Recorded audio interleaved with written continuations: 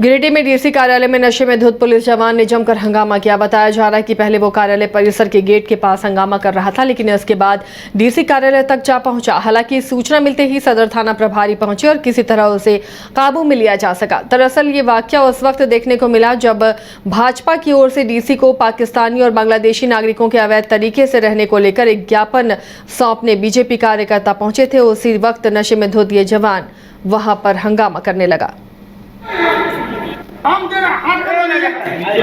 ने यह निर्णय लिया कि आज वैसे पाकिस्तानी और बांग्लादेशियों के खिलाफ ज्ञापन सौंपेंगे जो अवैध रूप से हमारे झारखंड में रह रहे हैं और उनके लिए फरमान जारी हो चुका है। उस पर झारखंड सरकार को हम लोग ज्ञापन और राज्यपाल महोदय को ज्ञापन दे रहे हैं। और इसी बीच एक पुलिस का जवान पुलिस मैनुअल के खिलाफ शराब पिए हुए अनर्गल बयानबाजी वहां कर रहे थे बाहर में गेट के पास, जहां मुफस्सिल थाना प्रभारी ने जो प्रतिनियुक्त दारोगा थे उनको निर्देश दिया, उनको जाकर के किनारे किया, उससे भी उन्होंने उलझ गया। उसके बाद हद तो यहां तक हो गई कि वो जवान शराब के नशे में उपायुक्त कार्यालय के समक्ष आके हंगामा कर रहे हैं, जिसका सीधा वीडियो वायरल हो रहा है। हम उपायुक्त और पुलिस अधीक्षक जी से मांग करते हैं कि संवैधानिक व्यवस्था को बहाल करिए। जब उपायुक्त कार्यालय में इस टाइप के लोग आकर के हंगामा करते हैं उस पर प्रशासनिक कार्रवाई होनी चाहिए ताकि पुलिस मैनुअल का पालन हो सके और जनता उग्र ना हो। रामगढ़ जिले के दुलमी प्रखंड पतरातू, मांडू सहित चितरपुर, गोला, रामगढ़ प्रखंड में मनरेगा के तहत कूप निर्माण को लेकर उप विकास आयुक्त सह सचिव रोबिन टोपो एक्टिव मोड में दिखाई दे रहे हैं। उन्होंने बताया कि रामगढ़ जिले के 6 प्रखंडों में मनरेगा के तहत 2474 कूप निर्माण बिरसा सिंचाई संवर्धन के तहत चालू किया गया, जिसमें 6 प्रखंडों में 1950 कूप निर्माण पूरा कर लिया गया है। बाकी बचे कूप का निर्माण प्रगति पर है। कूप निर्माण होने से किसानों के लिए ये वरदान साबित हो रहा है। बागवानी करने में, फसल लगाने में किसानों को काफी लाभ मिल रहा है। रामगढ़ जिला में गत वर्ष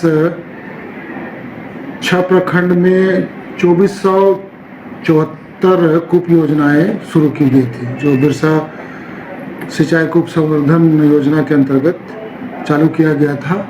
और अभी इसमें जो फिजिकली रिपोर्टेड है, MIS में एंट्री कर लिया गया है, वो 143 का कंप्लीट किया गया है। और ऐसे फिजिकली ये लोग 6 प्रखंड में 1900 लगभग कुआं पूर्ण हो चुके हैं। और MIS और जो राशि भुगतान के बाद ये सबको कंप्लीट दिखाया जाएगा। इससे किसानों को बहुत लाभ हुआ है और इनके सिंचाई की सुविधाएं बढ़ी है। इनको खेती बाड़ी करने में और बागवानी के कार्य में बहुत सुविधाएं मिल रही है।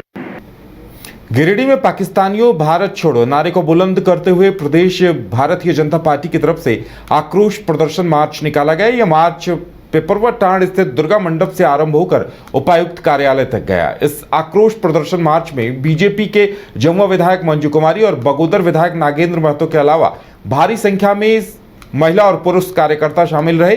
कार्यक्रम में सैकड़ों की संख्या में बीजेपी कार्यकर्ताओं ने पपरवा टांड से उपायुक्त कार्यालय तक पैदल मार्च किया और पाकिस्तानियों और बांग्लादेशी घुसपैठियों भारत छोड़ो का नारा लगाया। पाकिस्तानियों के द्वारा जो घटित घटनाएं हुई वो बहुत शर्मसार भारत को किया। साथ हमारे झारखंड प्रदेश के गिरिडीह जिला अंतर्गत हम लोगों ने भी ये डिमांड पत्र मांग रखा है कि जो लोग भारत में घुसपैठ किए हैं, पाकिस्तानी लोग और बांग्लादेश के लोग, वो लोग को चिन्हित किया जाए और भारत छोड़ने को मजबूर किया जाए, ताकि भारत में इस आतंकवादियों की कोई स्थान नहीं रहेगा। भारत में आतंकवादी का विरोध बराबर रहा है और बराबर हम लोग करते रहेंगे। इसलिए इसी को लेकर एक ज्ञापन सौंपने के लिए हम लोग उपायुक्त महोदय के पास उपस्थित हुए हैं। हर एक जिले में जो हमारे पाकिस्तानी और बांग्लादेशी जो घुसपैठी किए हैं, उसी को लेकर के हम लोग रोड पर करके उपायुक्त महोदय को ज्ञापन सौंपेंगे और वो जाकर के देंगे ताकि लोग जो बांग्लादेशी घुसपैठी किए हैं पाकिस्तानी, उनको चिन्हित करके यहाँ से भगाने का काम।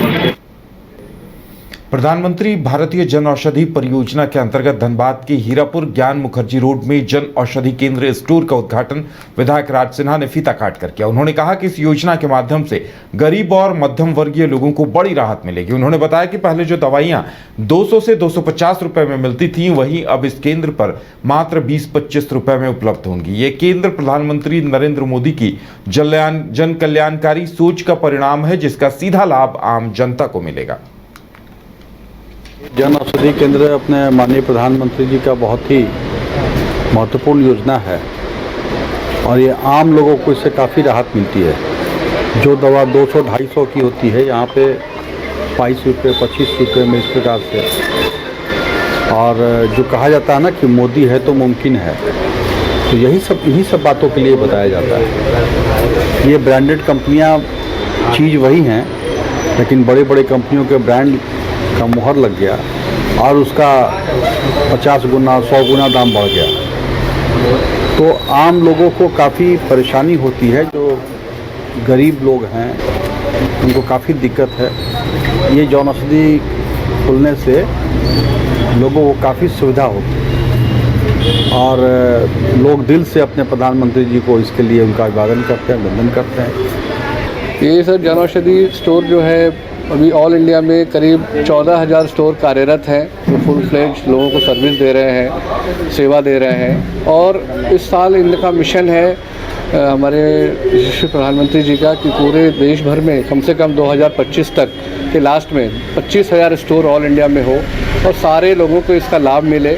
जो लोग महंगी दवाइयाँ अफोर्ड नहीं कर सकते हैं, उनके लिए ये बहुत बड़ा एक सहारा है आज के डेट में। पहले हमारे देखते थे कि लोग बिना दवा के पैसे के दवा खा नहीं पाते थे, पर ये जो जब से आया है जन औषधि केंद्र भारत सरकार के, इससे ये काफ़ी लोगों के लिए लाभदायक साबित हुआ है। और हम स्टोर हमारा अभी पिछले 10 दिन से हमारा ऑपरेशनल है। आज हम लोगों ने इसका ऑफिशियल एक इनॉग्रेशन किया है। इतनी लोगों की भीड़ है, इतना लोगों का डिमांड है कि मतलब दवा प्रॉपरली हम लोग मतलब दे नहीं पा रहे, इतना डिमांड है इनका। हम लोग ऑर्डर करते हैं और आते के साथ पूरा डब्बा लोग ले जाते हैं। तो होता क्या है कि अदर कंपनी में जो आदमी 1 स्ट्रिप 2 स्ट्रिप खरीदता है, उतने पैसे में यहाँ पूरा डब्बा चला आता है। तो उनका क्या है कि पूरे महीने भर का कोटा कंप्लीट हो जाता है उनका। तो ये एक बहुत अच्छा चीज़ है और इसका जितना प्रचार प्रसार होगा, लोगों को जानकारी होगी, लोग आएंगे, लोग देखेंगे।